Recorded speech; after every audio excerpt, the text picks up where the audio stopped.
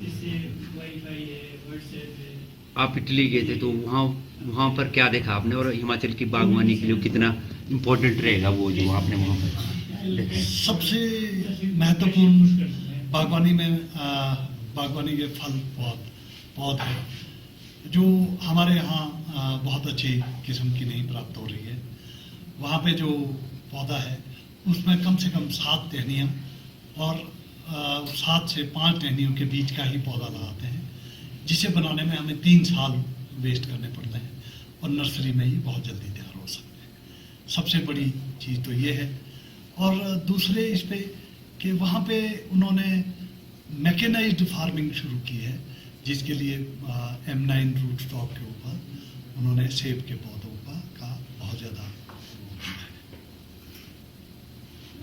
ठीक है, आप बोलते हैं। बाकी जहाँ तक मैनेजमेंट की बात है, उनका मैनेजमेंट इसलिए बहुत अच्छा है कि उनके पास हर खेत में इरिगेशन सिस्टम है, सबने जल प्रबंधन बहुत अच्छा है, जल प्रबंधन की तरफ है।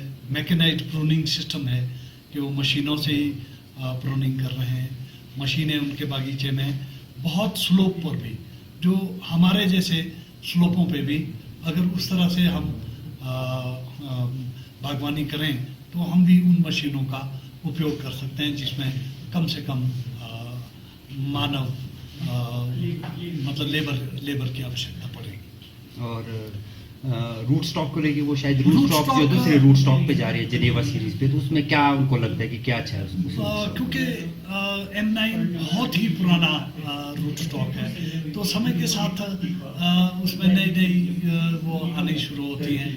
तो हो सकता है कि जेनेवा सीरीज जो USA में डेवलप की गई हैं तो ये बहुत अच्छी साबित हों, तो उसके लिए एक किस्म से एल्योरमेंट के भाई नया से नया क्या प्राप्त किया जा सकता है। वहाँ फर्टिलाइजर को लेके जो है ना हिंदुस्तान से बहुत अलग लोग करते हैं, तो आप थोड़ा बताइए कि फर्टिलाइजर को लेके कैसे एप्लीकेट कर रहे हैं, मतलब शुरू से लेके 4 साल तक वो पौधे में फर्टिलाइजर किस तरह एप्लीकेट करते हैं? उनका एप्लीकेशन सिस्टम एक तो सारा ही ड्रिप के थ्रू है जी, और वो उसमें शुरू के 4 सालों में नाइट्रोजन का जो मात्रा है वो बहुत अधिक डालते हैं, बाद में 4 साल के बाद उसे कम करना शुरू कर देते हैं। और उनका मैनेजमेंट में फ्रूट थिनिंग सबसे बड़ा वो है कि वो केमिकली भी फ्रूट थिनिंग करते हैं प्रूनिंग के द्वारा, और फिर फलों को तोड़कर। बाकी आधुनिक इसमें वो शेड सिस्टम से भी मतलब कि अगर हम प्लांट की शेडिंग कर दें, यानी उसके उसमें सनलाइट कम कर दें, तो उससे भी फ्रूट कम सेट होता है।